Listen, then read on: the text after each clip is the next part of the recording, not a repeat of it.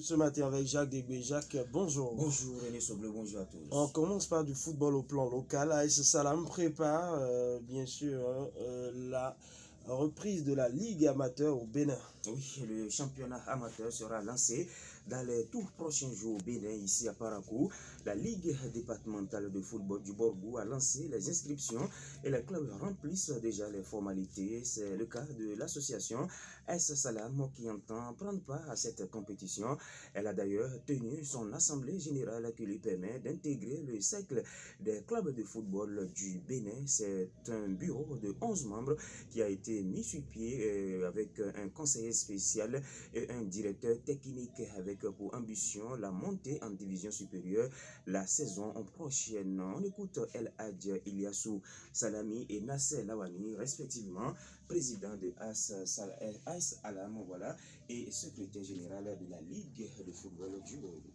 Ayez toujours à l'esprit que votre association a été créée pour un plaisir et que ce n'est pas un produit que vous avez acheté. Aussi, je citerai Kennedy. Demandez-vous ce que vous pourriez faire pour notre association. Non pas ce que l'association peut faire pour vous. C'est une fierté pour nous au niveau de la Ligue parce que la famille est une fois encore de s'élargir. Et quand on voit la qualité d'homme que nous avons en face, nous au niveau de la Ligue, on ne doute point du sérieux qui caractérisera ce club et nous voyons d'ores et déjà en ce club un cran du Borgou. Nous savions ce que vous faites quand vous étiez à la tête de votre ancien club. Nous voyons en vous ce chef qui n'aime pas l'organisation, qui n'aime pas l'indiscipline. Vous avez inculqué en son temps, quand nous vous voyons de notre position de membre de ligue, aux autres membres et à vos poulains, que seul le sérieux peut vous faire gagner, peut vous faire grandir. Sachez que nous serons avec vous pour vous accompagner.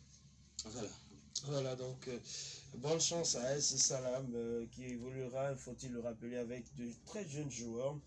Sur le continent, la Côte d'Ivoire a un nouveau sélectionneur. Oui, la Côte d'Ivoire serait-elle nostalgique des années Hervé Renard, marquée par le sacre à la CAN 2015. Toujours est-il que ce mercredi, la Fédération ivoirienne de football a annoncé la nomination au poste de sélectionneur de Patrice Baumel, adjoint historique du technicien français qui était de l'aventure en 2015. L'homme de 41 ans succède au local Ibrahim Kamara, limogé fin février dernier. Il a signé un contrat d'1 an après son passage sur le banc de la Zambie entre 2011 et 2013. Baumel va vivre sa deuxième expérience en tant que numéro 1. Il entrera dans le vif du sujet dès la fin du mois avec la double confrontation contre Madagascar dans les éliminatoires de la CAN 2021. Il a été préféré à son compatriote Sébastien Desabre, 8e de finaliste de la dernière CAN avec l'Ouganda, est considéré comme le grand favori.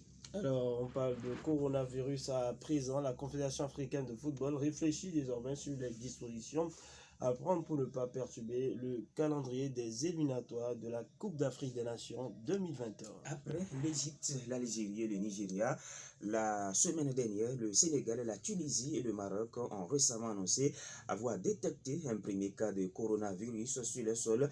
Pour l'heure, rien d'alarmant, mais la Confédération africaine de football a confirmé suivre l'évolution de cette épidémie de près, notamment dans la perspective des 3e et 4e journées des éliminatoires de la CAN 2021 à la fin du mois. L'Afrique n'est pas trop frappée par le coronavirus. Néanmoins, en termes de prévention, la CAF est en train de réfléchir aux dispositions à prendre, a assuré le premier vice-président de l'instance, Constant Omari, avant d'ajouter, quoi qu'il en soit, la CAF dispose d'une commission médicale qui va proposer des mesures urgentes au secrétaire général et au comité exécutif de la CAF, évoqué par la presse des pays concernés. Des huis clos seraient-ils décrétés? Difficile de répondre pour l'instant à cette question. Affaire à suivre donc.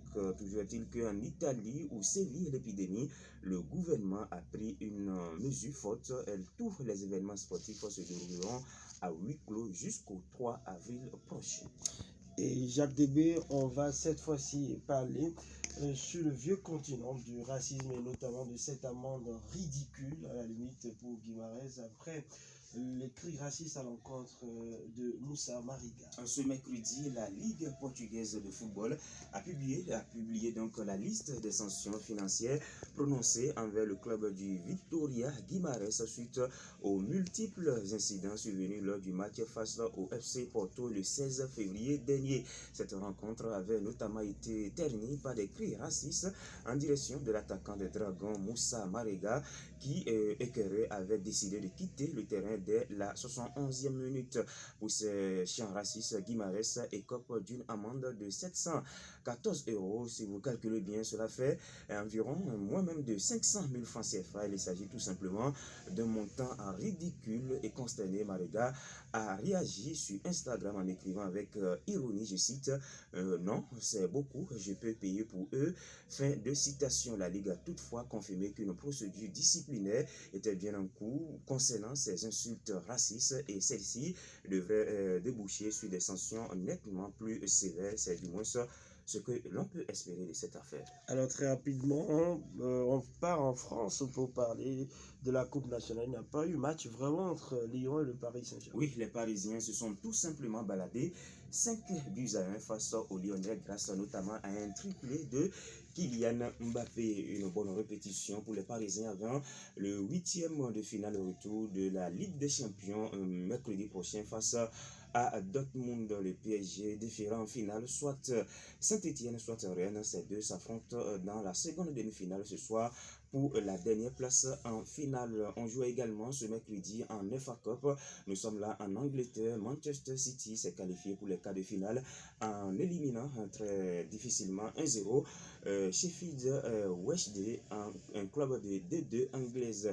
Mais la surprise est venue de Londres où Tottenham, mal en point ces derniers temps, s'est fait éliminer. Les Spurs ont été battus 3-2 au tir au but après un score de parité, un but partout après prolongation. Merci à vous, Jacques Degbé. On fait place à la pause publicitaire, le temps de retrouver notre invité téléphonique.